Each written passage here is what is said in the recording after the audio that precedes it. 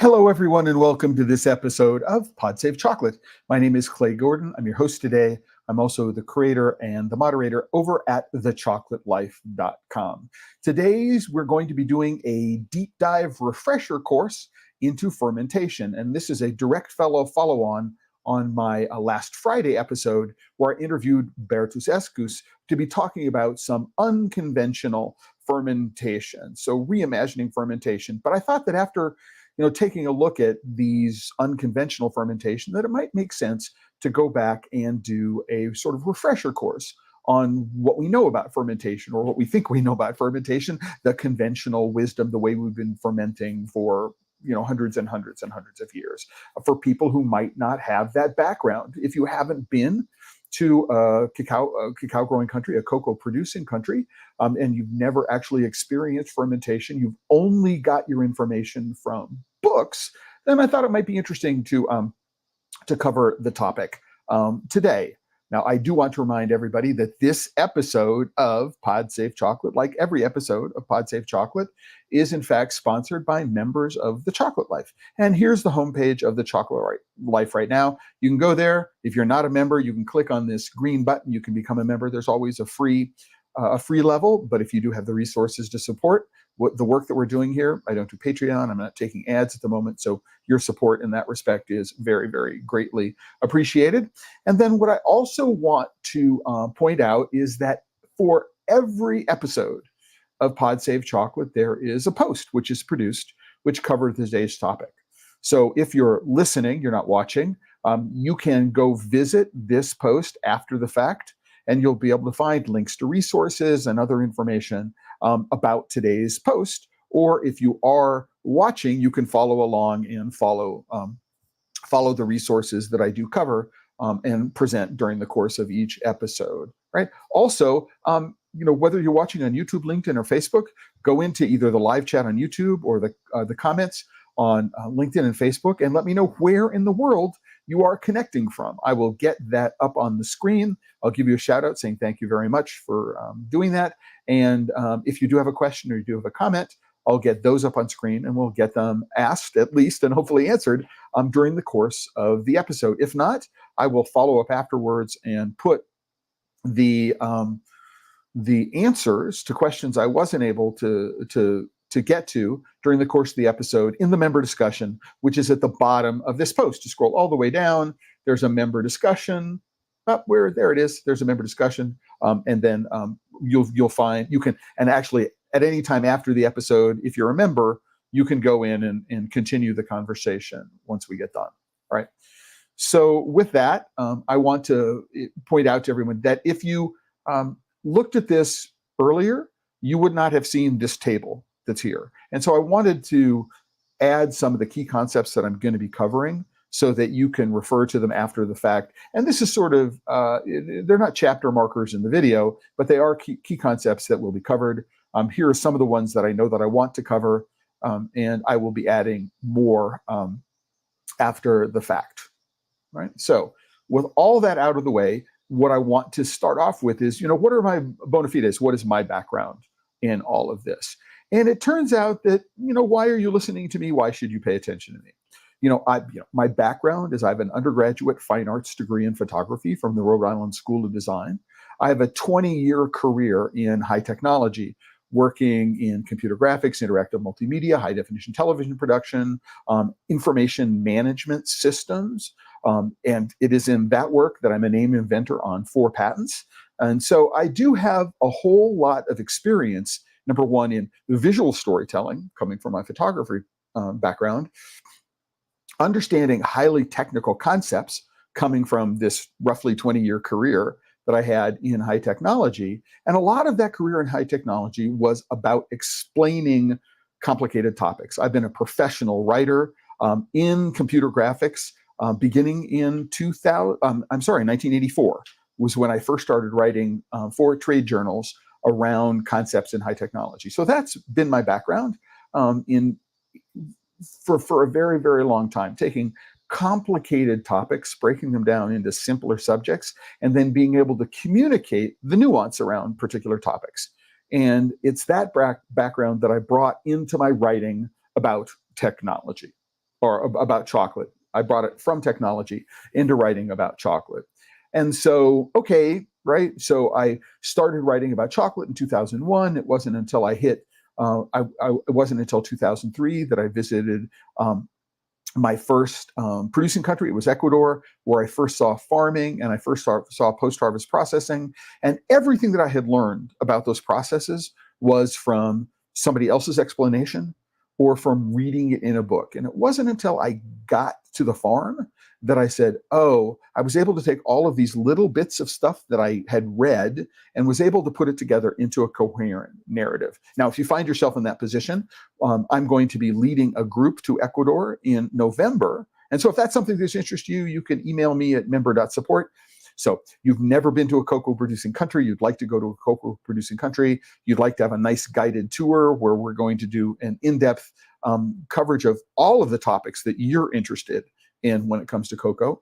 Send an email to member.support@thechocolatelife.com letting me know that you're interested in the Ecuador tour, and we will get you set up with more information. There's also an episode of Pod Safe Chocolate where I talk about it. You can go and look through that. All right. But so my background, right, as I say, fine arts into high technology. But in 2014, I was hired, right, by Ingemann down in Nicaragua to help them with a problem that they had, which is that many people misunderstood the company's mission and what they were doing.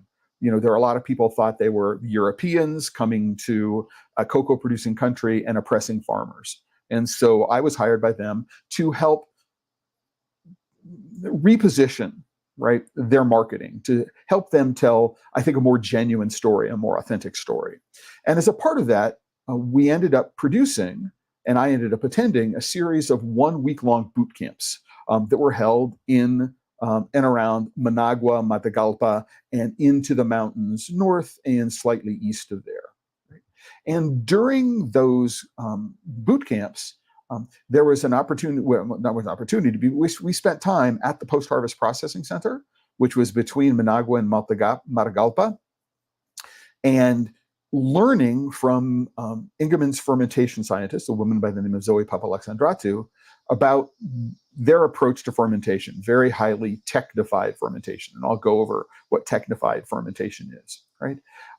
After that, I was hired by the government of the state government of Tabasco and the federal government of Mexico to work on a project regarding improving the quality of cocoa. And by improving the quality, they were saying, how do we create a cocoa which is both well fermented and dried to compete on the export market? So on the international markets, you know, virtually all of the cocoa that is grown in Mexico is consumed in Mexico. And a lot of that is what's called unfermented. It's washed unfermented, or what's called locally cacao lavado, literally cleaned, washed cocoa, right? Which was not fermented. And so, you know, if you're going to try to convince farmers to spend more time, right, more labor, assume more risk in doing post-harvest processing in the fermentation stage, what you need to do is you need to help them understand fermentation, right? And that's what it was that I was doing with Zoe in Mexico. And so that is the basis. That's my background. The background here is working with a PhD in cacao fermentation over the course of several years, from 2014 to 2019, as a matter of fact, in understanding and communicating about what fermentation is. And that's my background. So hopefully that will give you some sense that I have some idea of what it is that I'm talking about. But like everything, you know, I am a source here. I'm not necessarily a primary source. So what you want to do is you want to go, hey, that doesn't seem right to me. Put a comment in, ask a question. Or if you learn more after the fact, do the same thing, right? But this becomes a starting point. Hopefully I'm helping your understanding of what it is that's going on. So as we discussed in the previous episode, which was last Friday, one of the questions that we don't have an answer to is we don't have any clear understanding of when fermenting cocoa became a common practice. So, you know, and that's one of the reasons why I chose this particular image. So this particular image, which I used for today's episode and the previous episode, is of a cascade fermentation box. on the island of Java, and it was first published in 1920, although the photograph itself might have been taken a few years earlier. There's a great book by Knapp called Cocoa from Plantation to Consumer, I think published in the early 1920s. You can usually find a free copy, a PDF downloadable copy on Google Scholar or on the Gutenberg Project, so you can go there. I will put a link. Let me write that. The link, I'm taking little notes, Knapp link, so that I put them in the post afterwards. So it's a fascinating book. It gives you a snapshot of what we thought about cocoa, sort of towards the end of the era of the golden seed, the Pepe de Oro in Ecuador. So it's a very, very interesting read. It will help give this sort of foundational historical background. But we really don't know when cocoa fermentation, as we think about it today, became a widespread process. Now, I know that it was a widespread process before the 1820s, because in the late 1820s, that's when the Van Houten, in particular his Conrad, developed the process of alkalization. And one of the primary purposes of alkalization was to reduce the acidity of fermented cocoa. And so we know that widespread fermentation in a modernist kind of way was being done prior to the 1800s. The early 1800s, it could go back 100, 200 years or more. We don't actually have a pinpointed location in time when sort of the modern approach to fermentation became widespread, right? It probably, we just don't know, and I'm not going to spend any time here speculating on something else. I want to do something which is much more rooted in fact.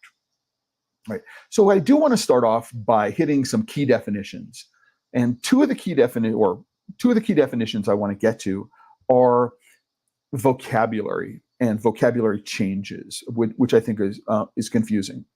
So we tend to think of fermentation as occupying two phases, right? The first phase is called anaerobic fermentation, anaerobic literally meaning without air, and the second phase is being aerobic fermentation, or with air. And you kind of go, how could something be anaerobic? How could it be without oxygen, right? Which is, the technical term there. It's like once we take the cocoa and we put it into the fermentation box, right? What happens is that we try to seal to some extent. So the box provides a barrier to oxygen getting in. We might have leaves which are covering it, which keep oxygen out. All right. And but anaerobic without oxygen is just, it's an historical term. What I prefer to do is I prefer to use the word primary fermentation. Primary fermentation. What we think of as aerobic fermentation, which is what happens when we open up the pile. So we open up, we actually shovel a pile or move the pile or otherwise disturb the fermentation pile to introduce oxygen into the fermenting mass, right? And that's what we call fermentation, aerobic fermentation, because we have introduced oxygen into the fermentation pile. And I prefer to call that secondary fermentation. So we have primary fermentation and secondary fermentation. Now, I'm sort of talking to myself and thinking to myself, what do I want to go to next, right? So having said that, what I want to be able to do is suggest that there are three basic types of fermentation in addition to this primary and secondary fermentation. The first type of fermentation is going to be called natural fermentation. So natural fermentation uses the wild yeasts, the yeasts that are found in the environment, and there are no special technical accommodations. So we could do natural fermentation in a heap on banana leaves. We could do natural fermentation in boxes, right? We could do natural fermentation any number of ways, right? But the idea being is that we're just relying on the naturally occurring yeasts in the environment and bacteria in the environment, and we're not inoculating them. So we're not using a tailored culture of yeast and bacteria, which is going to steer the microbiology of the pile in a particular way to deliver a particular flavor profile, right? And it turns out that inoculated fermentations is the way almost all wine is done. There are natural wines, right? So that are just use whatever yeasts are in the environment to perform the fermentation. Beer is almost always inoculated with very, very specific yeast varieties, right? But the vast majority of cocoa in the world is a natural fermentation using the wild yeasts and bacteria, which you can find in the environment.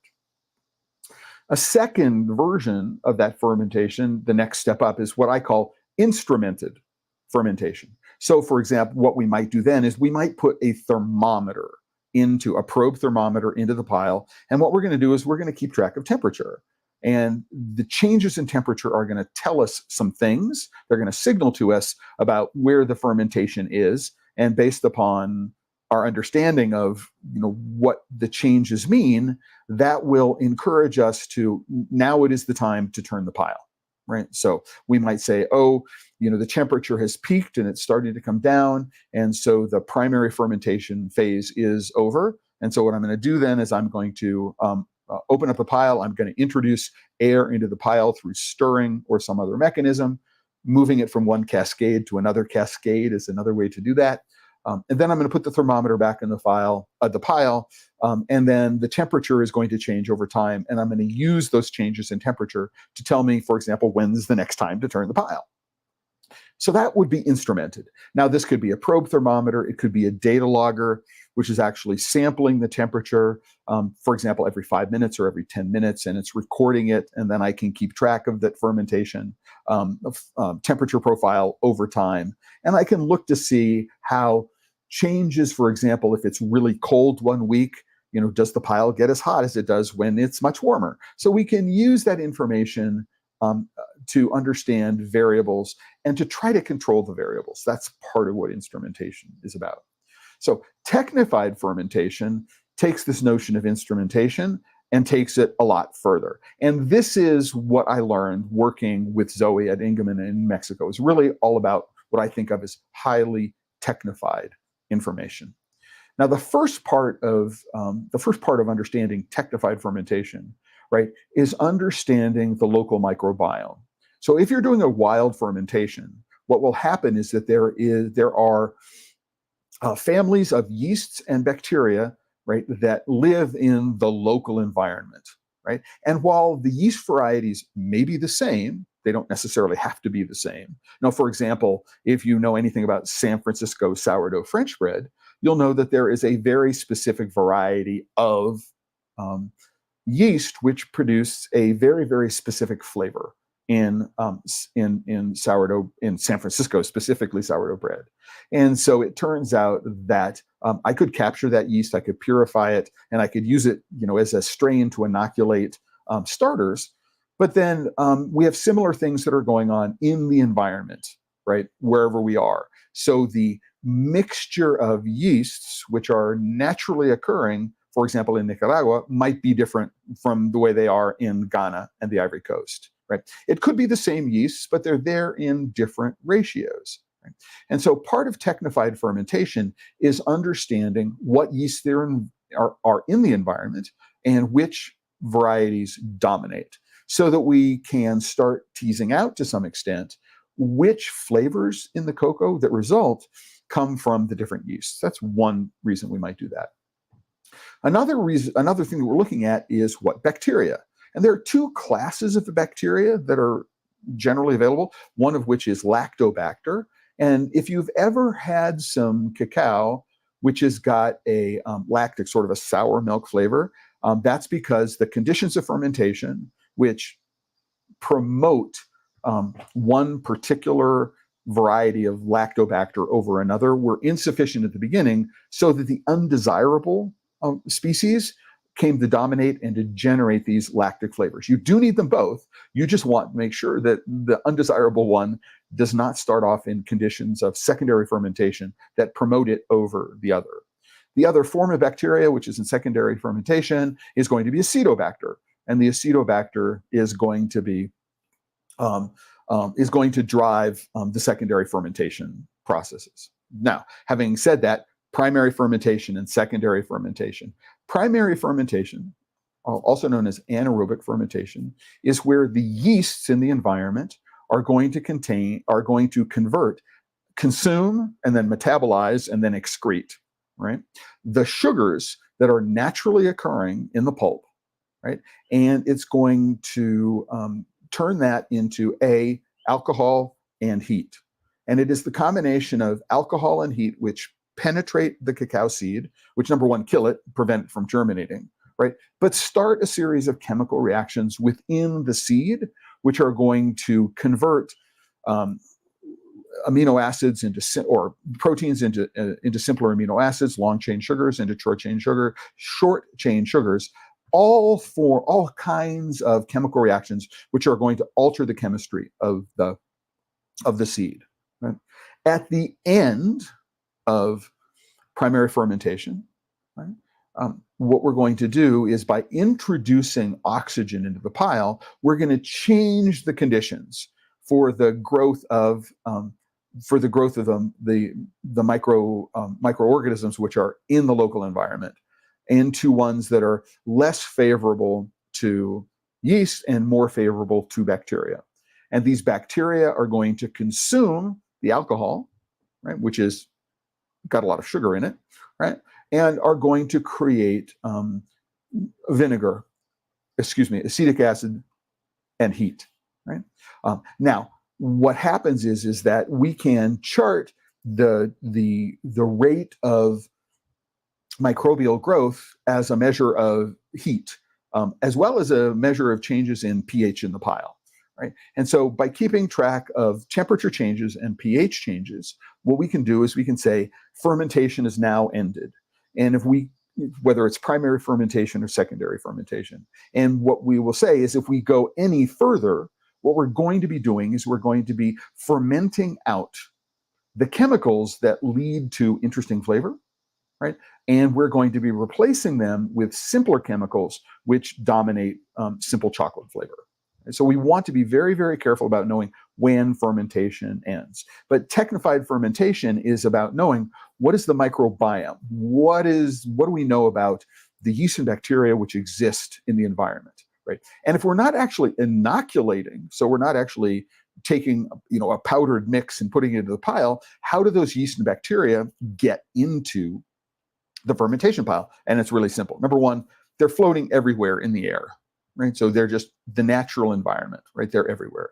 Number two is they're on the leaves of cacao trees. They're on the surfaces. So they're on the surfaces of pods. And so if you're opening up the pods with bare hands and you haven't disinfected the outside of the pods, what you do is you transfer the yeast. And if you've ever held onto a pod which is fresh, there is a powdery feeling to the outside of the pod often. Well, that's the yeast and the bacteria that are in the environment. And so when you open up the pod and then you strip the seeds off the placenta, what you're doing is you're introducing the yeast and bacteria which lead to fermentation as a part of the process. That's just the way it is, right? That's what happens. Right? So but we're quote unquote inoculating with the wild yeast, as opposed to going into a lab saying we're only interested in this variety of yeast or this mix of strains of yeast and this mix of strains of bacteria. We're going to create a powder and we're going to use those. And we need that to overwhelm the natural microbiome in order to be able to deliver a certain flavor. Yeah, and as you might imagine, it's a challenge to be able to do this at the farm level in a lot of countries. If I have a very highly technified, centralized post-harvesting infrastructure, that is something that I might be able to do. Right? So, for example, my farmers might deliver to my facility pods. What I might do is disinfect the outside of the pods. I can then open the pods without worrying about starting the fermentation process with the wild yeast and bacteria.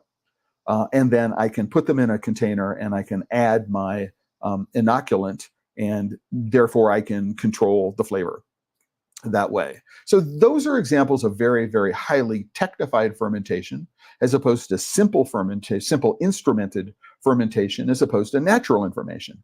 And it turns out that even in a natural fermentation environment, we do use instruments. I've seen farmers put their arms into a pile and go, it's right. The temperature's right, it's time to change. And so once a day or twice a day, they might put their arms in the pile to measure the temperature. and after years or perhaps decades of doing it, their arms have become reliable instruments to be able to determine the temperature of what's going on, right? There is another indicator here if you're interested in technified fermentation to consider, and it turns out that the pH of the cotyledon is really important.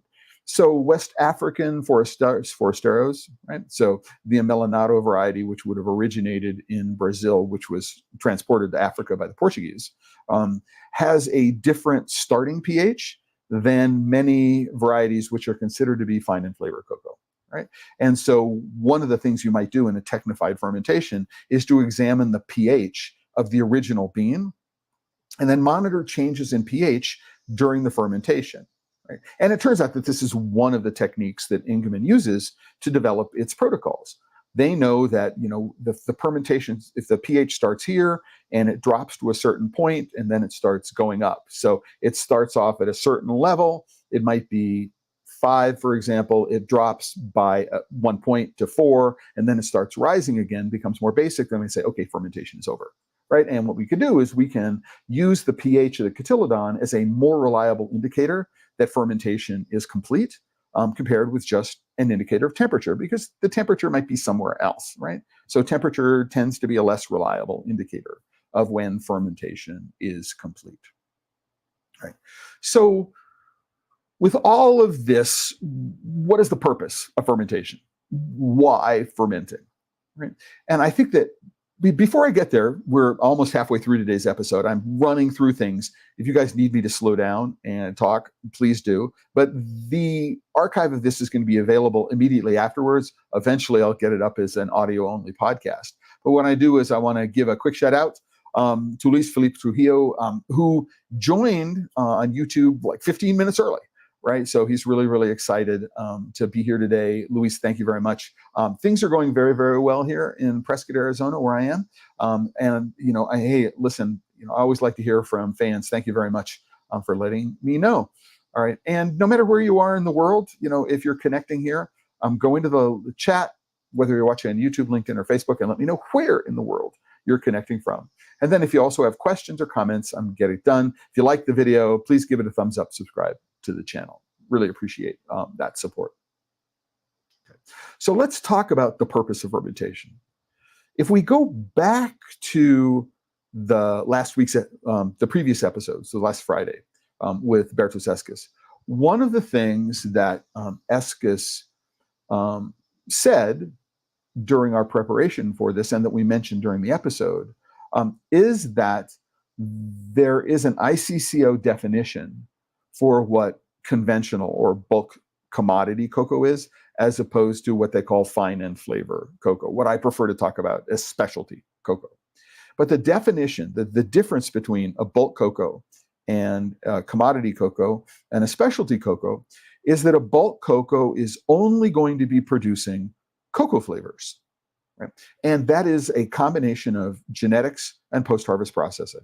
A bulk cocoa is only going to be producing those flavors. A specialty cocoa, or a cacao fino, a fine and flavor cocoa, irrespective of the genetics, a specialty cocoa is one that is capable of producing other flavors. So fruit flavors, floral flavors, sort of the green herbaceous flavors, maybe some spicy flavors. Those are what distinguish a specialty cocoa from a conventional cocoa. And this is really, really useful. So if we think about cacao lavado, so washed unfermented cocoa, one of the things that we might expect, right, is that the flavor that is going to be generated is going to be pretty much straightforward cocoa flavor. And we find out that that's the case, right? So irrespective of the mix of genetics, which is available in the state of Tabasco, in the state of Chiapas, if you do a lavado processing, so you collect the cocoa at a beneficio, so a post-harvest processing center. Other places it might be a centro de acopio. What's going to happen is the first thing they're going to do is they're going to take the seeds and they're going to wash the pulp off. Right, uses a lot of water. Right, I think there are other things that you could do by collecting the pulp which provide value, but and that's a separate issue. And then what you're going to do is you're going to take those unfermented seeds and you're going to dry them in the sun. Right? And the expectation is that all it's going to do is deliver a generic, straightforward cocoa flavor. Now, the intensity of that cocoa flavor is to some extent going to be dependent upon the genetics, but we've got basically a cocoa flavor. If, however, what we do is we start fermenting the cocoa, what we're going to be doing is we're going to be changing the chemistry of the wet seeds. So first thing, number one, is we're making sure they don't germinate. The heat and alcohol are going to keep the seeds from germinating. They're going to kill them, right? Right. And then what we're going to do is these chemical transformations, which happen both during fermentation and during drying, right, are going to convert the chemicals that are naturally occurring in the beans and transform them into chemicals that are going to be available to roasting, right, in order to be able to generate the chemicals that we associated with things like fruit flavor and floral flavors. So that is the purpose of fermentation. The purpose of fermentation, number one, is, so let's start off. It's going to keep the beans from germinating, the seeds, the fresh seeds from germinating. That's valuable, even if you're not interested in, right, the flavor changes that are involved, right? So if I take out the seeds and the pod is like slightly overripe and I put them out to dry, there's a good chance that the seeds might start germinating. But if we ferment them, I'm going to keep them from germinating, and that's value all by itself. That may be the first reason why things started fermenting. Now, it's also the case that 5,000 years ago, down in Ecuador, which is where we believe cacao was first domesticated and used, that they would have seen that, the pulp spontaneously ferments, right? And so the first uses were like the alcoholic beverages from the pulp, not from the seeds. And, you might go, hey, what do I do with the seeds? Well, if I dry them, I can preserve them.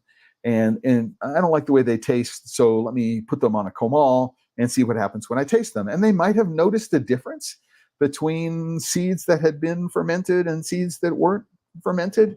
And so they said, I like these flavors as opposed. There's lots of sort of folk wisdom, keeping in mind that, these people were expert botanists. They were really, really good at, eking out calories from their environment, which is what you need when you're in the rainforest. I mean, there aren't a whole lot of calories in the trees above ground. They're like in the streams, right?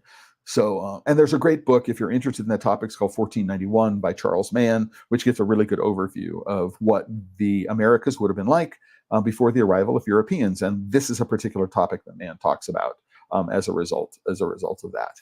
Right. So before I go any further, Luis says he's connecting from Colombia today. So I want to let you know, Luis, and in case you hadn't known, I had traveled through Bogota, the airport, a number of times, traveling to and from North America to destinations in South America. But it wasn't until 2022 that I got a chance to actually leave the airport. I had a fabulous trip working in the, going from Bogota to Valledupar up to Santa Marta, and then leaving from Santa Marta, where we went up to Minca, which is known for coffee and cacao, and then heading over to the coast, flying through Bogota to Monteria, and taking the drive to Necoclí. So it was a really, really helter-skelter, fast-moving trip. But it's a beautiful country. They're a lovely, friendly people. It's hard not to fall in love with Colombia.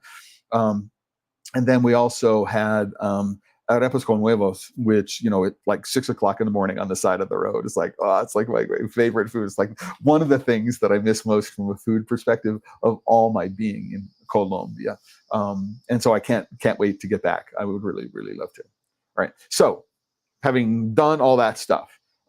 So the purpose of fermentation, number one, is we want to be able to kill the seed and keep it from germinating. And number two is we notice that if we did ferment, that what we did is that all of a sudden the cocoa's got flavors in it that were not there if we didn't ferment, right? And eventually what happened was that certain areas with certain genetics and certain post-harvest practices became very highly regarded for, right, the cacao that they were producing. And over time, and this is a cultural thing. Well, if I'm back in Mexico and I'm in Oaxaca and I go to, for example, Mayordomo, I'm looking for cacao lavado, right? And I'm going to have my recipe for drinking chocolate, which is going to be based on cacao lavado. But if that cacao is going from Nicaragua to the court of France, or it's going from someplace to the palaces of the kings of Spain, and other members of royal families, then I may be interested in lots of these other nuanced flavors. And so over time, right, that became what predominated. There was this distinction between, okay, bulk and commodity cocoa, which was producing just only cocoa flavors, and then the specialty cocoa, cacao fino, which had all of these other flavors that are associated with it. So I want to take just a little pause here. And for those people who are watching, do you have questions about anything that I have said so far? Right? Do you have comments about anything that I've said so far? If you are a farmer and you're working in Colombia, just what it is, or Colombia or elsewhere, I'm pointing to you, Luis, because I know where you are from. If you're a farmer, does your understanding of fermentation differ from what's going on, from what it is that I presented?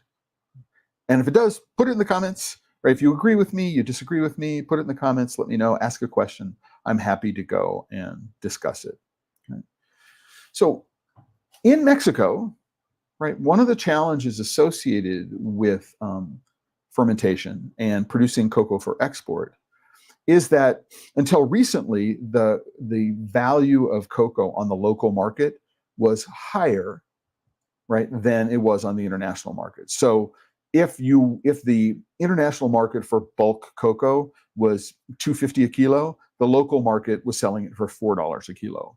And so there was no incentive for the local farmer to do a good job of fermentation, because they could just take their cocoa, they could send it to a beneficio, and they could earn more than if they kept it locally and did all this extra work. They did all this extra labor in order to produce, quote unquote, an export quality product. This is all confused by genetics and a misunderstanding of genetics. So people here may know of a very famous finca in Tabasco, in the region of Comalcalco, called La Jolla. And La Jolla is at the center of a really, really interesting episode. So at not the first Cocoa of Excellence, which I would have believed was in 2008, 2009, but 2011, right? So the owner of the finca, La Jolla, Doña, last name is Echeverria, I'm forgetting the first name, I'm sorry, went to the Salon de Chocolat, won an award for her cocoa at the Cocoa of Excellence, and sat down with Pierre Marcolini, who ended up paying $11 a kilo for the cocoa that had just won this Cocoa of Excellence award. And what that did is it set up an expectation, number one, about Mexican cocoa farmers, about what they should do. And so what we ended up seeing over the course of the next 5 years, between 2011 and when I started working there in 2015, 2016, was it's just a huge rush to produce a lot of this particular variety of cocoa. It's called C1 in the local genetic registry that is run by the federal government, their intellectual property organization, and INIFAP, which is their agricultural research institute. It's called C1. Colloquially, it's called Carmelo. Right? And all of a sudden, there was this push to say, well, if we produce 2,000 metric tons of Carmelo, what we're going to do is everybody's going to get $11 a kilo for their cocoa. And it turns out that, that's like adding 20% to the world's supply of specialty cocoa. And there just isn't a market for that amount of specialty cocoa. Nobody was going to buy that cocoa. So the financial assumptions based upon the genetics, right, was wrong, right? And the second thing that happened is it turns out that they thought that Carmelo was in fact a genetic Criollo, a purer Criollo, because it was predominantly a white bean. And everybody says white beans must mean it's a Criollo. And it turns out not to be the case. Down in Brazil, there is an albino forastero, which is called Catongo. It is in fact, forastero genetics, but there is a recessive mutation in all cocoa that says, hey, these beans are going to be white as opposed to being purple. Right? So what they ended up doing in Mexico is they were fermenting the cocoa, this Carmelo, as if it were a pure Criollo. And when they finally did the genetic study, which I believe was released in 2017 at the Frontiers in Cacao Science Symposium at Penn State University, where I was, what they discovered was it had a significant percentage of forastero genetics, much, much higher than anybody thought it was. And so what they were doing is under-fermenting. Right? So they were fermenting, assuming that the color determined how long it should be fermented. And what they determined was if we factor in the genetics, we should be fermenting for about 1/3 longer. So it turns out an extra full day on average in order to be able to bring out the full potential of those beans, right? And that is one of the challenges that Escas presented last week, was that we are conditioned to a particular way of fermenting based on historical understanding of what it is we're trying to do. And what we may want to do is we may want to rethink the basics of fermentation. And if we do, we may find that there is a lot more flavor potential, right, in what we normally consider to be just bulk and commodity beans. And part of that, I think that part of that challenge, or the thing that strikes me that we might want to consider, is around this notion of what well fermented means, or what properly fermented means, and how we measure it. So we tend to think, or not we tend to think, but industry tends to think about this concept of well fermented, right? And it really is a measure of the distribution of fermentation. So how many beans, right, in a sample, right, are fully converted from a purplish color to a brownish color, right, and have fissures which are running through the entire bean. So we're going to use something called a cut test and make a visual inspection, and that visual inspection is going to tell us something about color and fissuring. So I might have a bean which we call slaty, and the reason why we call it slaty is that the color resembles a piece of slate. It's sort of a grayy blue, right? More gray than blue, and the surface is quite flat, unfissured. So if I cut the bean in half, there's no sign of fissuring. There's no sign that the heat and the alcohol and vinegar penetrated to the center of the bean, right? And what's going to happen is that those beans are going to contribute to a sensation of astringency. So the more slaty beans we have, the more under-fermented beans we have, right, the greater the amount of astringency. There are other factors, but that's a contributing factor, right? Now, these are also going to contribute to bitterness as well. And so when we look at something called 80% well-fermented, 80% well-fermented says 80% of the beans are brown and they're fully fissured. Then we have partially fermented beans, and then we have unfermented beans. And the cut test is a simple way to do a visual inspection, which tells me about the distribution of fermentation. It will also let me know, right, if there is any insect damage or if there's other kind of damage, mold or mildew in the bean. Right? And the cocoa is graded according to the distribution of fermentation and the number of defects, so insect damage, mold, mildew, and things like that. Now, it turns out, and this is one of the things that they discovered in Nicaragua, the work at Ingemann, is that there is a bell curve associated with the fermentation. That if you actually go take a look, the fermentation is going on, and then it reaches a peak. And the peak here is not temperature, and it's not necessarily pH, but it has to do with, the presence of chemicals which are going to result in interesting flavors in the finished chocolate, right? And then if you get past a certain point, right, you run down the downside of the bell curve. What you're doing is you're cooking out the chemicals which contribute to interesting flavor, right? And that you move towards chocolatey and nutty flavors, right? So you could take a cacao pheno genetics, a specialty cocoa genetics, and over ferment it, right, and turn it into a cocoa that doesn't display the flavor potential which is there in the genetics if you over ferment it. And if you're not careful and you continue to over ferment, what you're going to do is you're going to start introducing flavors which contribute to a sensation of rottenness. So, for example, this is the technical term for it might be hammy, sort of smoked meat, sort of off smoked meat, a hammy bean. That's considered to be a defect, right? And it comes from, for the most part, over fermentation, right? So what we want to be able to do is we want to be able to understand what that peak of fermentation is. What's really, really important here is to decouple the peak of fermentation with percent well fermented. Right? So there is no direct correlation between what is the peak fermentation, which is the maximum expression of the chemicals in the beans, which are going to be available to the roasting process to make interesting chocolate, and the distribution of fermentation.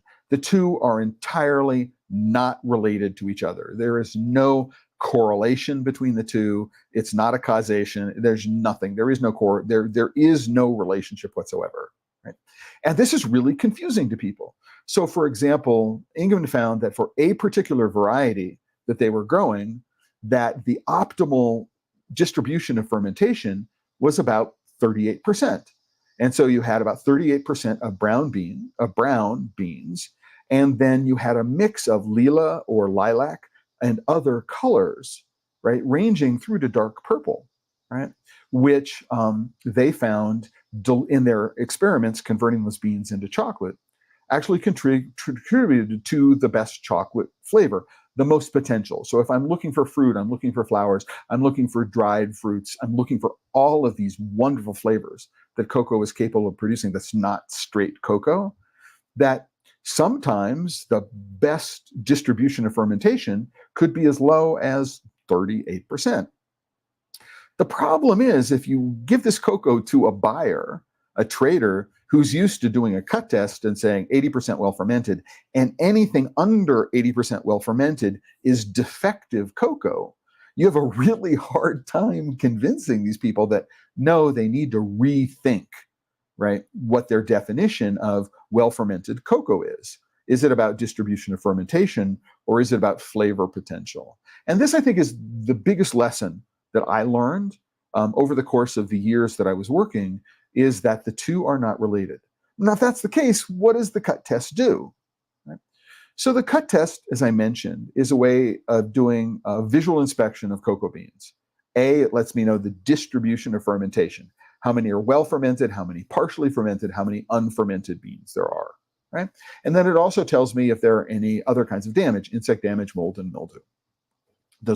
So unfermented and mold and mildew and insect damage are considered to be defects, and it will, if I have a contract to buy cocoa of a certain level, a certain grade, and it's delivered with more defects, I can negotiate a lower price, or I might say I can reject it completely and sell it off to someone else. Right? But the primary purpose of the cut test, and this is important to know, is that it's a cheap and cheerful way. It's easy to train people how to do this, right? It's a way to let a buyer know or a seller know, right? Can I use this cocoa to make a chocolate I already know how to make? So last year's harvest and the harvest the year before that and the harvest of the year before that, I bought from this part of the world cocoa which had this specific distribution of fermentation.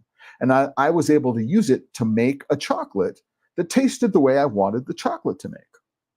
Now, for the next harvest, what I want to know is the distribution of fermentation such that I can take these cocoa beans and make a chocolate I already know how to make without having to significantly or in any way alter the recipe.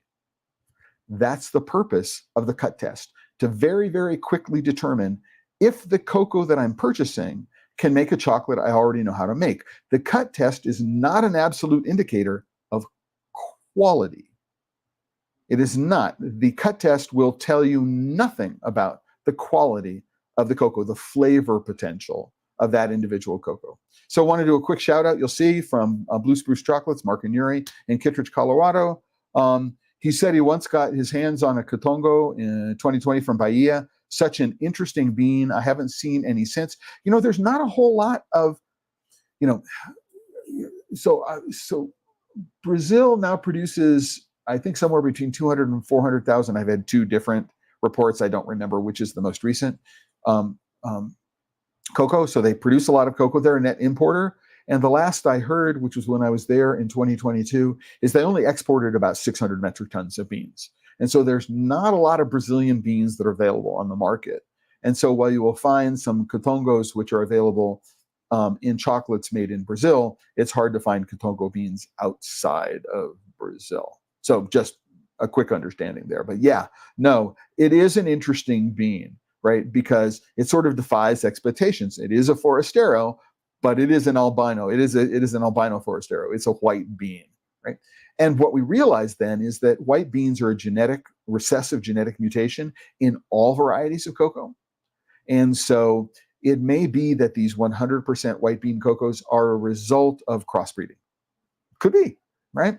That they might not be naturally occurring. They could be the results of people going, ooh, these white beans are less bitter, so I'm going to go and see if I can crossbreed a whole bunch of trees to create beans with a lot of white seeds in them, because I know I don't need to process them as much and they taste better when I get done. I mean, that makes sense from a motivation, right? For people who are out there and doing who are out there doing it. So comment from Luis, I agree with you mostly. I'm not a farmer, but a consultant in cacao quality. Working right now at wild fermentation techniques at farm level for organic producers. Right. So when you say wild fermentation techniques, Luis, I'm just going to guess what you mean is using the yeast and bacteria, the microbiome, which exists naturally in a particular environment. So when you say wild, that's what I mean. So you may be instrumenting those techniques. So you may be using a thermometer. You may be doing other technical measurements which allow you to control aspects of it, right? But for the most part, you need to be able to develop methodologies which are ones which are familiar to the farmers and are easily adoptable to the farmers. They don't require a lot of expensive new stuff in order to be able to do. A probe thermometer is not expensive. An electronic data logger, which requires a computer or a smartphone, is a lot more expensive and requires a lot more changes. I mean, you might be able to do that within a cooperative at a central post-harvest processing facility. There may be the resources, right, which are pooled in order to be able to do that. But it's really, really, really hard, right? If you're going to introduce widespread changes, right, to get them adopted, if it requires wholesale changes in the way the farmers are working and they're not being paid adequately, right, if they have to do more work. I mean, it's simple economics. The farmer is not really excited about doing more work and not getting more pay and recognition for what it is that they're doing. So next one, here in Colombia, most farms have 8 or more clones. So ending with protocols for fermentation is very hard as a farm by farm basis. How can I approach this in order to help farmers have good quality cacao? An interesting question. Number one is what you want to do is you want to come up with a definition for quality. So good quality.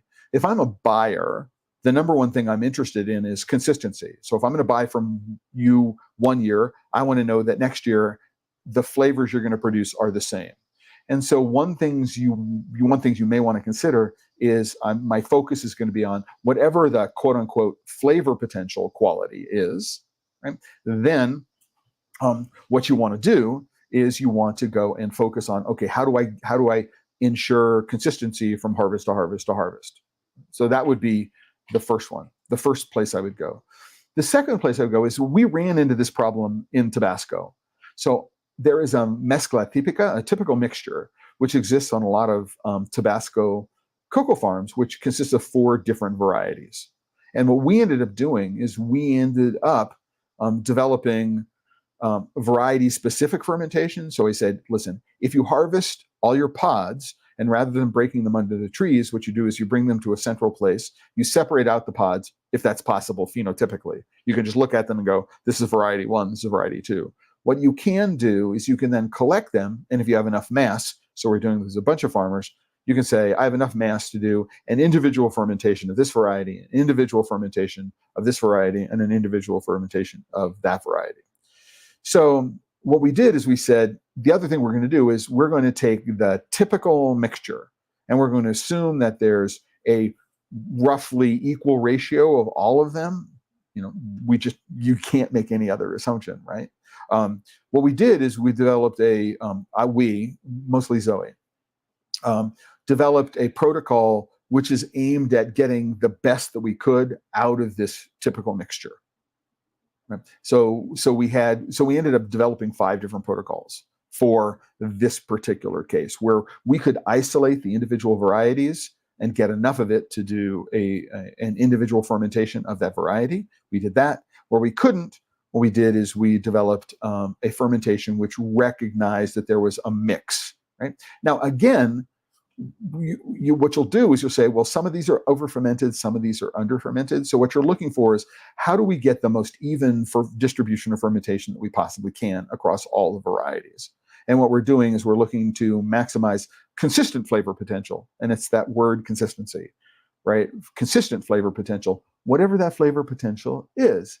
Keeping in mind that, that 80% of the market is bulk and commodity, 15% of the rest of the market is commodity with a certification, right? And then 5% of the market is this specialty cocoa, which is earning, 40 to 50% above, right, what the commodity market is paying, sometimes twice what the commodity market is paying. But that's a combination of genetics, it's a combination of marketing, it's this producing country as opposed to that producing country, and how well they are presented. And it might also be, here's a chocolate maker that's winning lots of awards with this cocoa, and so there's interest in getting this particular cocoa. So there are lots of things that are going on, but focus on consistent quality as your definition of good quality. Whatever the flavor potential is, emphasize getting the same results year after year after year after year, right? And so, I've had this conversation with more than one chocolate maker who says, listen, we have 2 primary criteria that we're looking for when we're going to consider buying cocoa from a new producing country. We're going to create a new single origin chocolate within our line. Number 1 is we want to know that we can get the amount of cocoa that we need every year. So if we need a minimum of 150 metric tons, then we're not going to go and make a commitment until we can be guaranteed that, year after year after year, we're going to get that 150 metric tons, right? It's very simple. And number 2 is we need to make sure that we can get that quantity, right, at a consistent level of flavor potential, which I'm using here, right, as a stand-in for quality. Right? So we want to know that 150 tons, I can buy it, and I don't have to play too much with the recipes in order to deliver, a chocolate which has the same flavor, right, within a certain narrow. Often what you'll do is you put a little vanilla on top of it, and you can get as close, and the vanilla will cover up the differences, right? But if you're doing a single origin chocolate, you're doing a quote unquote craft or specialty chocolate, chances are you're not adding vanilla into it. And so your goal, right, on the farm level is around this notion of consistent quality, right? Right. Most of the farmers don't have, So it is very, very difficult to get to this level of consistent quality if what you do is you have a lot of if each of your farmers is using a different method. And so the easiest way to develop consistent quality, right, might be the hardest way logistically, which is not to have the individual farmers do fermentation and drying on their farms, but to get the cocoa to a centralized post-harvest processing facility where somebody can oversee that work, right? Now, there are cultural differences. If the farmer is used to selling dry, getting them to sell wet mass and accepting less money and convincing them, well, you can now be a better farmer, and produce more, And even if we're paying you dry equivalent for the wet, there are lots of sociocultural issues which are associated with doing that. It is a challenge, but in my experience, having this focus on consistency, right, so that your buyers can trust from harvest to harvest to harvest what it is they're going to get. When it comes to especially bulk cocoa, that's the way to go. Same thing is true if you're doing a specialty cocoa. If you are doing a specialty fermentation with special genetics, your customers want that to be the same, right, from year. And so once you determine what that flavor potential is, focus on how do I repeat that time after time after time after time, right? So going back to Mark and Yuri, I was going to ask about the situation in Brazil, but it seemed off topic. Thanks for mentioning. Brazil is a very, very interesting country. They are still a net importer. They're about to become a net exporter. It remains to be seen what that means. I mean, they're one of the few countries in the cocoa producing world that has, suffered through an active act of bioterrorism, the deliberate introduction of witch's broom in the 1980s. And so they are scared about introducing cocoa from any other part of the world into what it is that they're doing. And so there's also concern over preserving the Mata Atlântica, the Atlantic rainforest, not just the Amazon rainforest. So there's lots of cultural stuff that's going on there, which is very, very difficult if you haven't spent time. And I've only visited there, 2017, 2020, 2022. I probably spent a total of 5 weeks in the country in 8 years. I mean, it's enough to give you like a little soup song, a little bit of taste of what's going on. And I'm assuming, Bruce, you're talking about that and not the federal government deciding to ban X in the country, as the Supreme Court did last week. I assume that's not what you're talking about. If there's one thing that I learned from all of this is what I think I know about cocoa in one country, the cocoa and chocolate culture in one country, it doesn't apply. So what I learned in Ecuador in 2003 and 2005 did not apply to Mexico and Venezuela when I visited there in 2006. When I went to Bolivia in 2010, it was an entirely new set of things. When I was in Peru in 2013, 14, 15, and 17, it was an entirely different world. When I went to Trinidad, different. When I went to Nigeria, very, very different. So your understanding this needs to be open and flexible, right? And to create a basic foundation, which is what I wanted to do today. Here's a basic foundation for fermentation, knowing that local practices. So for example, we think about CCN 51 in Ecuador, and what we say is like icky cocoa. It's like it's really, really bad cocoa. Right. And the cocoa economies of Peru and Ecuador are dependent upon CCN 51. If there was no such thing as CCN 51, we wouldn't be talking about Ecuador and Peru the way we're talking about them today. Right. But what we ended up learning was, hey, if you've ever had CCN 51 or if you've ever opened up a pod, there is a lot of pulp, and that pulp is very wet and it's very sweet. And so what we do is we find out that the cocoa during fermentation tends to get really hot if you're not very, very careful. And what happens when cocoa gets very hot during fermentation? It creates chemicals which are not very tasty flavoring, right? New term, technical term, tasty flavoring. Just wanted to let everybody know. Over the course of the last decade, what we learned is that if you reduce the amount of pulp, centrifuging it off, or actively draining the pulp, before you get it into the first stage of fermentation, what you do is you keep the cocoa from overheating. And when you keep the cocoa from overheating, you actually create cocoa that is perfectly acceptable when it comes to a commodity or bulk cocoa.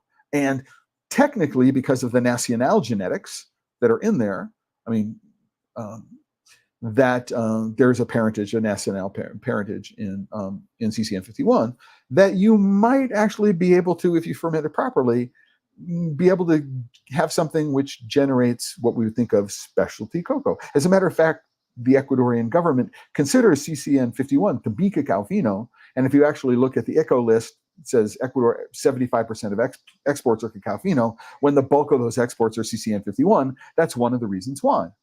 Right? So it's a real challenge when we start thinking about those things. But it's really important to understand, so for example, Luis is going, a centralized post-harvest processing facility is not an option.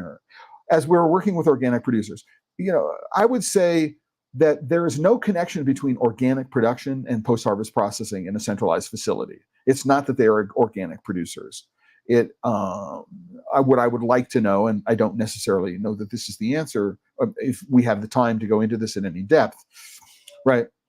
But if they are not organized into a cooperative structure, then it is the cooperative structure which enables the post-harvest processing facility to go on. So if there is none, so if you're working with individual smallholder farmers on the individual smallholder farm, this consistency is going to be really, really hard to do, right?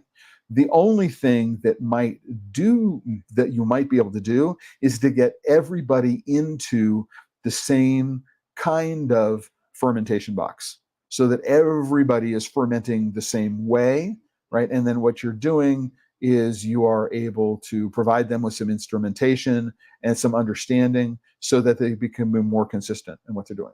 The other thing that I would say is that what you want to do is you want to blend the cocoa. If you've got 40 farmers that you're working with, right, and if you're not really interested in saying, well, this bag of cocoa came from this farm, but this bag of cocoa came from this group of organic producers, then what I would do is I would blend the beans. I would put them into a big hopper and mix them all together after doing some cleaning, so that what you're doing is that normally what we find is bag-to-bag differences are all blended out, right? And that would be one way to address that consistency issue here. Number one is get them into the same kind of fermentation box. Or what you need to do is you need to work and say, if you're doing it in this box as you're opposed to doing it in this box, here are the protocols. There are different protocols. Do it this way as opposed to do it that way. It's a lot more work. If you can get them into the same box, it's a lot easier, right? Maybe there are some resources to do that. The other one is when you collect the dry stuff, just mix it all together. That will help tremendously. Anybody who's been to any of my classes on bean to bar chocolate making when I was doing them in Las Vegas will know that I keep repeating, right? Blending is your friend, blending is your friend, blending is your friend, right? So if you've got 5 bags of beans from the same cooperative, but you open them up and they look very different, and maybe that the bag came from different farmers in the same cooperative. And so if you work with one bag as opposed to another bag, you're going to end up with different results.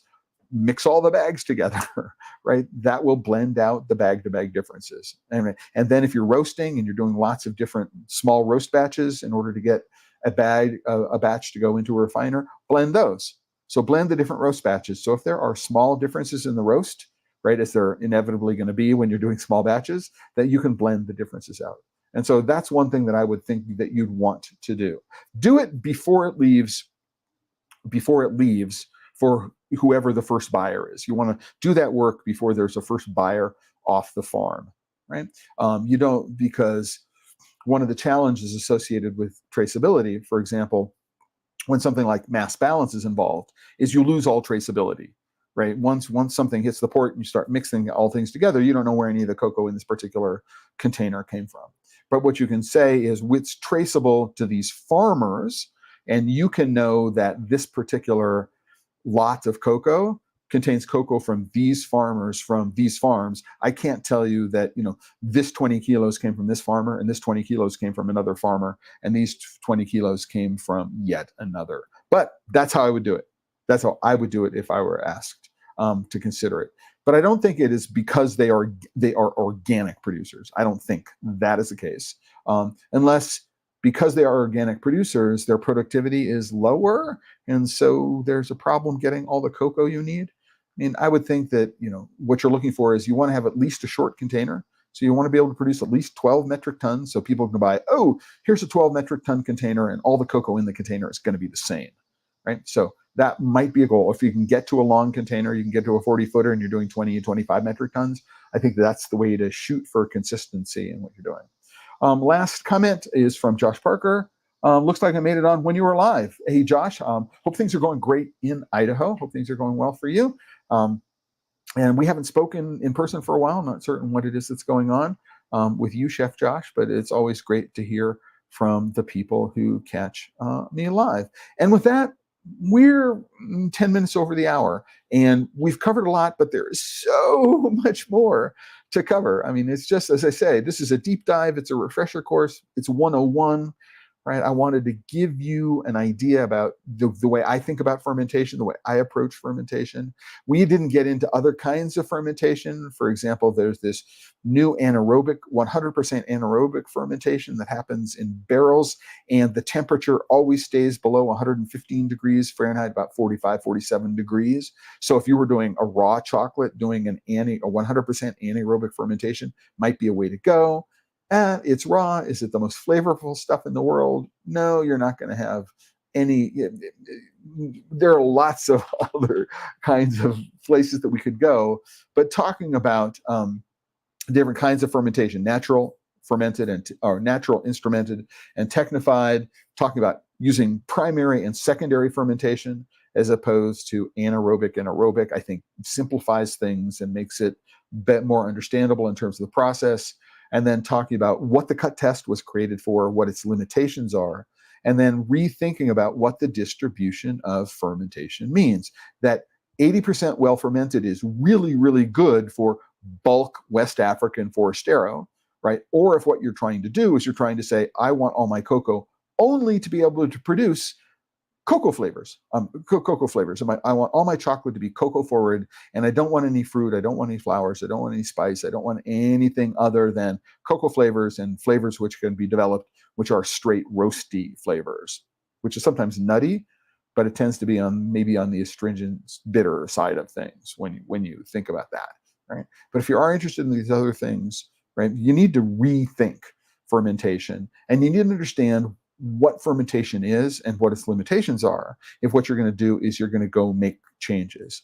So I would say to you, Luis, that within Colombia and the wild fermentation, or using the naturally occurring yeast and bacteria, so you're doing wild fermentation, what you want to do is doing your best job instrumenting the cocoa and then getting to as consistent a fermentation situation as you possibly can. So everybody, if possible, is in the same size boxes, constructed the same way, and they're using the same protocols. That would be the number one thing I would think of doing. If I have a larger centralized post-harvest processing facility, what I may be able to do is I might be able to divide my cocoa up so that I have lots of different fermentation protocols that I'm using. Depending upon the cocoa that comes in, I can take some and I can do a bulk and commodity cocoa, which makes sense because it's going to be what drives sales, and it's going to bring income in irrespective of what's going on. And then I've got some stuff which is a specialty cocoa that I may be able to get higher prices for, not necessarily. If we learned anything from Ecuador, there's not a whole lot of price difference, or there wasn't a whole lot of price difference between Nacional, Arriba Nacional, and CCN 51 and the commodity cocoa. So depending on the local market and who your buyers are, there may not be a whole lot of incentive to do a lot more work. Yeah. It is because they organically certified. The central processing facility has to have the certification too, which is costly. But think about, yes, so it is costly. Absolutely. If I have to have something which is certified, right, there is a cost associated with certification, right? But it should be an option, and you should figure out how to go about and make it happen, right? Maybe it's not the Colombian government, maybe it's some other NGO, maybe it's somebody that's going to be able to come up with the dollars to build and certify a centralized post-harvest processing facility, because the long-term advantages of being able to produce higher quantities of more consistent cocoa is going to be going to provide the return on investment that you're looking for, right? This is a political rant, and it's the last thing I'm going to say for this particular episode, is that by keeping the individual smallholder farmer down on the individual smallholder farm and not allowing them any sort of collective bargaining, right? Any sort of, I use the word federation in Colombia, and people tell me you can't use federation in Colombia because it's very, very specific meaning in Colombia. But the Coffee Federation, says, listen, we're going to put, what is it, a 6 cents per pound tax on exports, any coffee that is exports, and we're going to use that money to go and pay for infrastructure development. There's no reason, why isn't the Cocoa Federation or the Cocoa Association doing something like that in Colombia? I don't understand why that's the case, right? There has to be some organization somewhere, right? Does USAID work in Colombia? If it does, there should be a program which would cover something like that, right? As long as the number of farmers is great enough and the amount of cocoa involved is great enough. So don't say this is not an option, right? By saying it is not an option, what you're doing is and you know what? It's easy for me to say. I'm sitting up here in Arizona. I'm giving you advice, and you're down in Colombia on the ground doing this, right? But I would say if it is all possible, finding a way to fund an organically certified post-harvest processing facility would be, in the long run, worth would give a positive return on investment, and you might want to consider it. Right?